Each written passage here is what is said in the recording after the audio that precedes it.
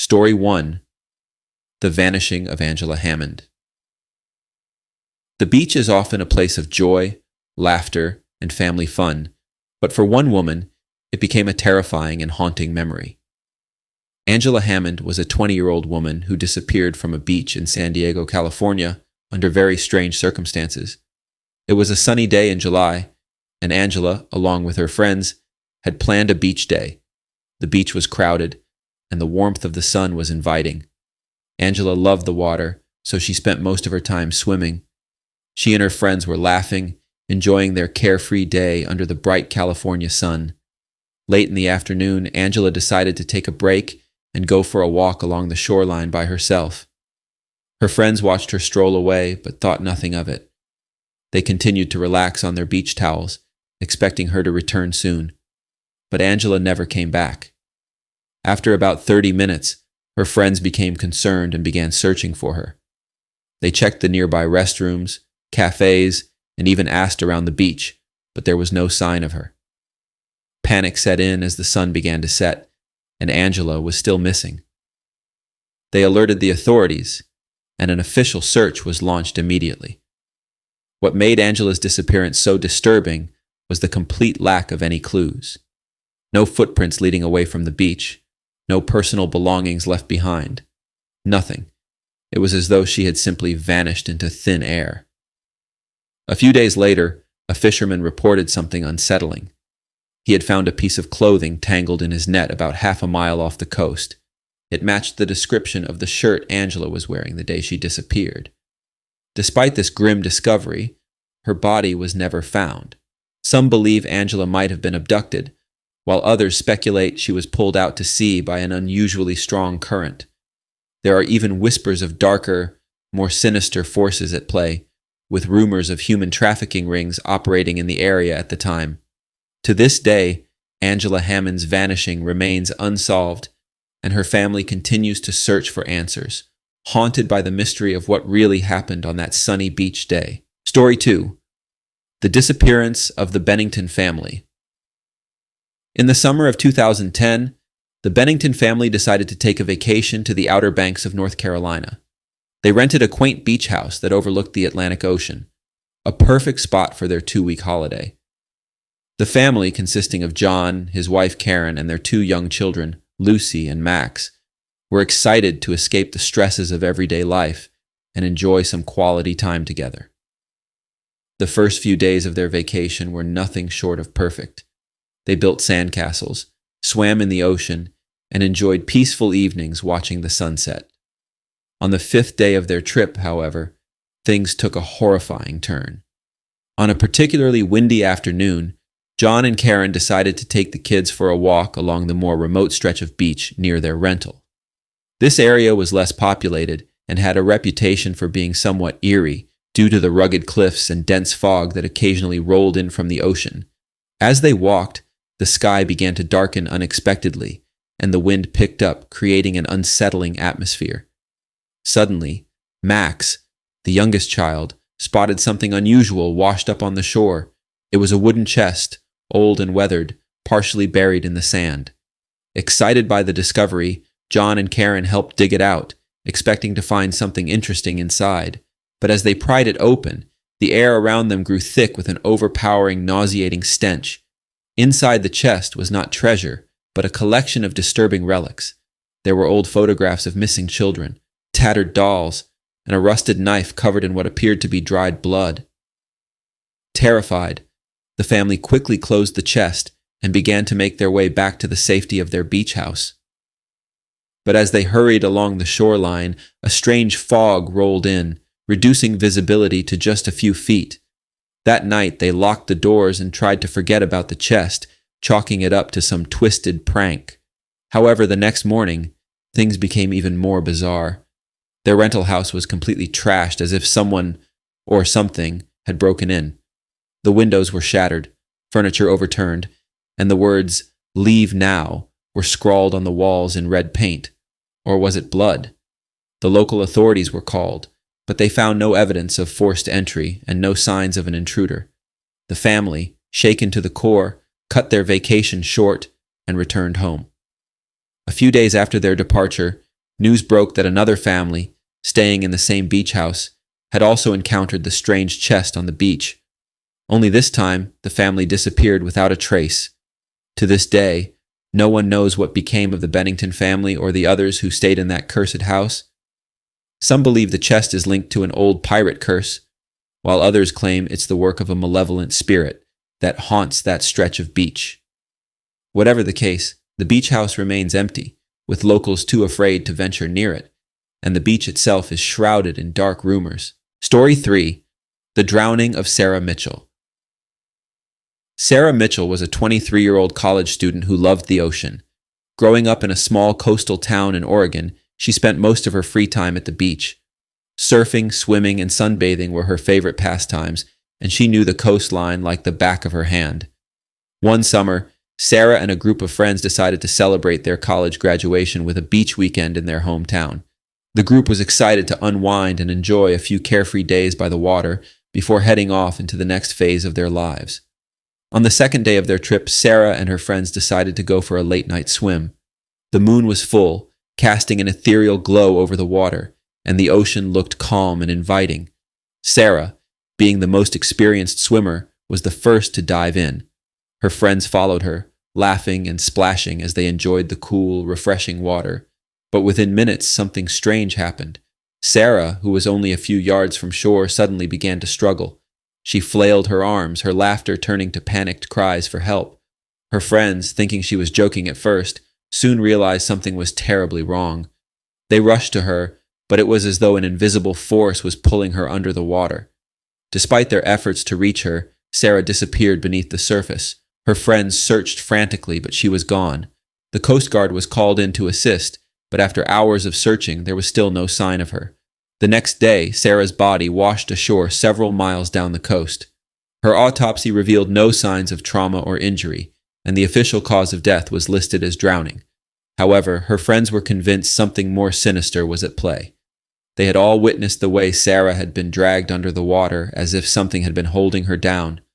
Local fishermen spoke of a legend that dated back to the early 1900s, of a vengeful spirit that haunted that stretch of the coast. According to the legend, a woman had drowned there under mysterious circumstances, and her restless spirit would sometimes claim the lives of unsuspecting swimmers. Whether it was the result of a strong current or something supernatural, Sarah's death left her friends and family devastated. They couldn't shake the feeling that something dark lurked beneath the surface of the ocean, waiting for its next victim. These stories serve as chilling reminders that the beach, despite its beauty and serenity, can hold dark and terrifying secrets. For every sun-kissed memory, there are tales of horror and tragedy that are too real to ignore. Story 1. The Midnight Hitchhiker. Tom had been a trucker for over a decade, driving countless miles across the American Midwest. He had seen all sorts of weird things during his long hauls, but nothing that ever fazed him too much. That changed one cold November night.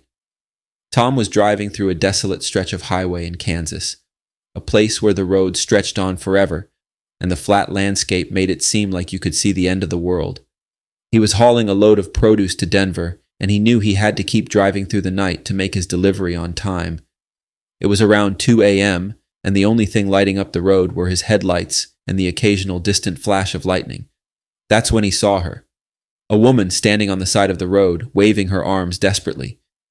She looked young, maybe in her early 20s, wearing a thin jacket that did little to protect her from the cold. Her hair was a tangled mess, and her face was pale under the dim glow of his truck lights. Tom wasn't the type to pick up hitchhikers, but something about her situation tugged at his conscience. She looked like she was in trouble. Against his better judgment, he slowed his rig and pulled over. The woman ran up to the passenger door, and he rolled down the window slightly. "Please, can you help me?" she asked, her voice shaky. "I've been walking for hours, and my car broke down a few miles back. I'm freezing." Tom hesitated for a moment, but then unlocked the door. "Hop in," he said. "Where are you headed?" "Just as far as the next town," she replied, her eyes darting nervously toward the road behind her. As they drove, Tom tried to make small talk, but the woman remained mostly silent, staring out the window with a haunted expression. Something wasn't right, but Tom couldn't quite place it. Every so often, she'd glance in the side mirror as if expecting to see someone following them. After a few miles, Tom's unease grew. "You all right?" he asked. "I'm fine," she muttered. "Just keep driving. Please." A few more miles passed, and suddenly the woman gasped, pointing ahead. "There! Stop the truck!" Tom slammed on the brakes, confused. They were in the middle of nowhere. "What's wrong?" "That's him!" she screamed. "He's here!" Before Tom could react, the woman flung open the door and sprinted into the darkness, disappearing into the vast Kansas night. Tom jumped out and shouted after her, but she was gone. The only sound was the wind and the distant rumble of thunder. Shaken, Tom got back into his truck and continued driving. He told himself she was just some crazy woman, but something about the encounter left him deeply unsettled. The next morning, Tom stopped at a diner in a small town along the way. Still disturbed by the night's events, he recounted the story to the waitress. Her face went pale. "You said you picked up a young woman, hitchhiking?" she asked. "Yeah," Tom replied. "She was terrified of someone, kept looking over her shoulder." The waitress leaned in, lowering her voice. "That stretch of road, about 10 years ago, a girl was murdered by her boyfriend out there. They say she still haunts it, trying to escape him." Tom felt a chill run down his spine. He never picked up another hitchhiker again. Story 2. The Vanishing Convoy.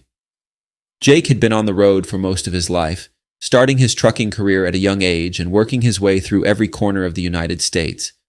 There wasn't a route he hadn't taken or a highway he hadn't driven on, but there was one experience that stayed with him like a shadow, always lurking in the back of his mind. It happened during a long-haul route through the Nevada desert. Jake had linked up with 2 other truckers he'd met on his CB radio, and they'd decided to form a convoy for the night. It was safer to drive in groups, especially in such isolated areas where the roads seemed to stretch endlessly, with nothing but barren desert on either side. The 3 trucks rumbled along the lonely highway, chatting on their radios to pass the time. The night was eerily quiet, the stars glittering above them like cold, distant eyes.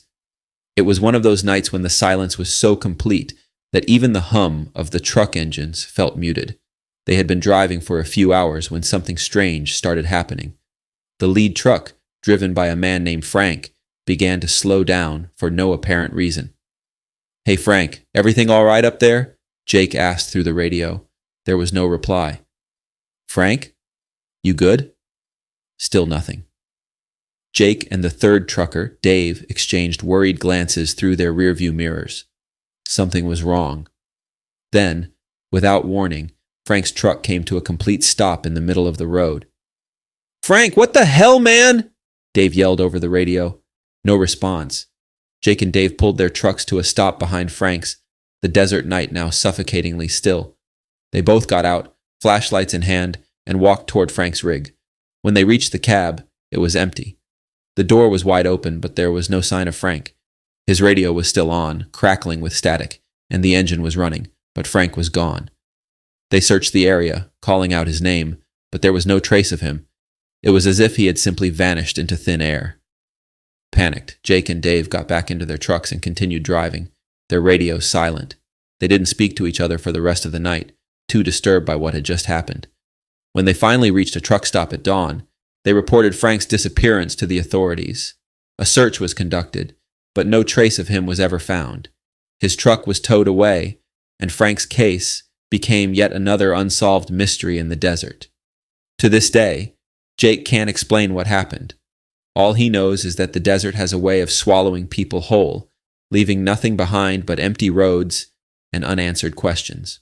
Story 3. The Man in the Road. Karen had only been driving trucks for a few years, but she had already accumulated her fair share of strange stories. None of them, however, compared to what happened one foggy night on a back road in Oregon. She was hauling a load of timber through the mountains, navigating the twisting, narrow roads that snaked through the dense forest. The fog was thick, clinging to her truck like a blanket and making it difficult to see more than a few feet ahead. It was the kind of night that made the hairs on the back of your neck stand up, even if you weren't the superstitious type. As Karen rounded a particularly sharp bend, Her headlights illuminated a figure standing in the middle of the road. It was a man, dressed in what looked like old-fashioned clothes, his arms outstretched as if he was trying to flag her down. His face was pale, almost glowing in the mist, and his eyes were wide with what looked like fear. Karen slammed on the brakes, her heart racing. She came to a stop just a few feet from the man, her truck idling as she stared at him through the windshield. He didn't move. Cautiously, Karen rolled down her window and called out, "Hey, you all right?" The man didn't respond. He just stood there, staring at her with those unnerving eyes. Suddenly, Karen felt a wave of dread wash over her. Something about the man wasn't right. Every instinct in her body was screaming at her to drive, to get away from him as fast as she could. She threw the truck into reverse, intending to back up and find another way down the mountain. But as she did, the man started walking toward her, his movements slow and deliberate.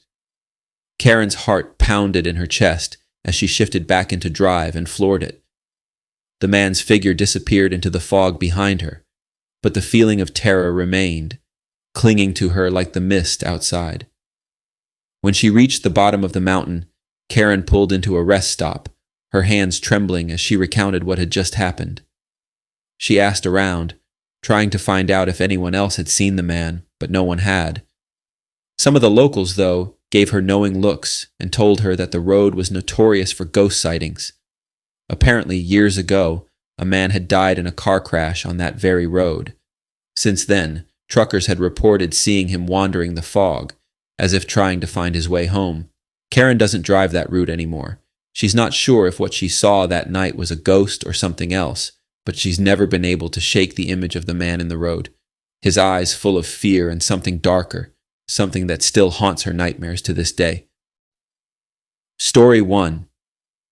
The Man in the Trees.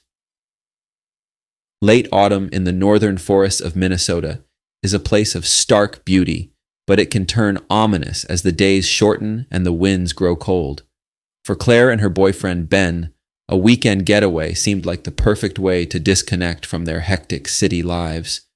They rented a remote cabin near the edge of a forest known for its vast, untouched beauty. Their first day was peaceful, long hikes, laughter, and a warm fire in the cabin to end the evening. But that night, as Claire lay in bed, something felt wrong. She wasn't sure what had woken her, but an odd, uneasy sensation lingered. Glancing at the clock, she saw it was past midnight. A faint tapping sound came from the window. At first, Claire thought it was a branch knocking against the glass, but when she listened more closely, it sounded more deliberate, as if someone were tapping with their knuckles. A chill ran down her spine. "Ben," she whispered, nudging him awake. "I think someone's outside." Ben groggily sat up, listening. Sure enough, the tapping continued, soft but persistent. He grabbed his flashlight and got out of bed, pulling aside the curtain. No one was there. He opened the door, stepping outside into the cold night air. The woods were quiet, the ground covered in a thin layer of frost. The tapping had stopped, and there were no signs of anyone nearby. Ben chalked it up to their imaginations playing tricks on them and returned to bed, but Claire couldn't shake the feeling that they weren't alone. The next morning, as they prepared breakfast, Claire noticed something on the window. Small, hand-shaped smudges, like fingerprints, were smeared across the glass. They weren't there the night before. "Did you touch the window?" she asked Ben, showing him the marks. He shook his head, frowning. "No, I didn't even go near it." Unease settled over both of them, but they decided to stay. After all, it was just one more night. That evening, as the sun set, Claire and Ben sat by the fire pit outside, trying to enjoy their last night in the woods. The sky was clear, the stars bright, but an unnatural silence surrounded them. The usual sounds of the forest, rustling leaves, distant animals, were absent. Then, from the edge of the trees, came a whisper. At first it was so faint they thought they'd imagined it. But soon, the whisper became more distinct, as if someone were calling their names from deep within the woods. "Claire, Ben." They froze, looking at each other, hearts pounding. Ben grabbed the flashlight and shined it into the trees. The light cut through the darkness, revealing only the tangled underbrush and branches. Then, something moved. High up in the trees, almost 20 feet above the ground, a figure clung to the branches. It was human-shaped, but grotesquely elongated, with limbs that stretched unnaturally. Its face was pale, with hollow eyes that seemed to glimmer faintly in the light, and it was watching them. For a long moment, no one moved. Then the figure shifted, crawling with an eerie, fluid grace further into the trees. Ben and Claire bolted back to the cabin, locking the doors behind them. They didn't sleep that night, and as soon as daylight broke, they packed their things and left without looking back. Story 2. The Children's Laughter. In the backwoods of Kentucky, an old forest stretches for miles, a place locals avoid after dark. It's not just the wildlife that keeps them away, it's the stories, whispers of strange happenings and eerie sounds that can't be explained. Sam and Emily, longtime friends and avid hikers, didn't believe in such tales. When they heard about an abandoned trail deep in the forest, they decided to explore it one crisp fall weekend. The trail was overgrown, the trees towering overhead and blotting out most of the sunlight. As they hiked, Sam and Emily laughed and joked, their voices the only sounds in the silent woods. But after a few hours, the atmosphere began to change. The air felt heavier and the woods around them grew unnervingly quiet. "I don't like this," Emily said, looking around uneasily. "It's too quiet." Sam nodded but shrugged it off. "Probably just a lull. Let's keep going." They pressed on, but the deeper they went, the more oppressive the silence became. The forest seemed almost unnatural in its stillness, like it was holding its breath. Then they heard it. At first, it was faint, almost indistinguishable from the rustling leaves, but soon it became unmistakable. The sound of children laughing, high-pitched and joyful, echoed through the trees. Sam stopped, his heart racing. "Did you hear that?" Emily nodded, her face pale. "But there's no one out here, right?" The laughter continued, growing louder as if more children were joining in. It seemed to come from all directions at once, disorienting and surreal. There was no one in sight, yet the sound of unseen children playing surrounded them. "We need to leave," Emily said, her voice trembling. They turned back the way they came, but no matter how fast they walked, the laughter followed them. It was as if the children were playing just out of sight, hidden among the trees, always just beyond their reach. Suddenly the laughter stopped, and the woods fell into an eerie, deafening silence. Then, from behind them, they heard a soft voice. "Come play with us." They didn't look back. They ran. By the time they reached the trailhead, their legs were burning and their lungs were on fire. But when they stopped, gasping for breath, the forest behind them was silent once again, as if nothing had ever happened. Neither of them spoke on the ride home, and they never hiked that trail again. Story 3. The Faceless Man. Ethan had always been a night owl. He loved camping alone in the wilderness, far from the distractions of modern life. One weekend, he set up camp in the heart of the Adirondacks, a place he'd been many times before. The woods were dense and quiet, the perfect escape. The first night passed uneventfully. Ethan lay in his hammock, listening to the sounds of the forest, crickets chirping, the wind rustling through the leaves. It was peaceful, and he drifted off easily. But on the second night, something woke him. It was a soft shuffling sound, like someone or something walking just outside his camp. He sat up, straining to hear. The sound came again, closer this time. Ethan reached for his flashlight and cautiously unzipped his tent, peering outside.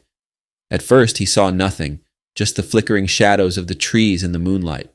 But then, out of the corner of his eye, he noticed movement. A figure stood at the edge of his camp, partially hidden in the shadows. It was tall, dressed in old, tattered clothes that looked like they belonged in another century. But the most disturbing thing was its face, or rather, its lack of a face. The figure had no discernible features, no eyes, no nose, no mouth, just a smooth, pale surface where its face should have been. Ethan's heart raced as he fumbled for his knife, but the figure didn't move. It just stood there, as if waiting. For what? Ethan didn't want to know. He quickly packed up his gear, never taking his eyes off the faceless figure. As he slung his backpack over his shoulder, the figure slowly raised one hand, pointing into the woods. Ethan didn't wait to see what it wanted. He ran, leaving his campsite behind. The next morning, after hiking through the night, he reached the nearest ranger station and reported what he'd seen. The ranger listened quietly, but his expression was grim. "You're not the first to see him," the ranger said, "and you won't be the last." Ethan never went camping again.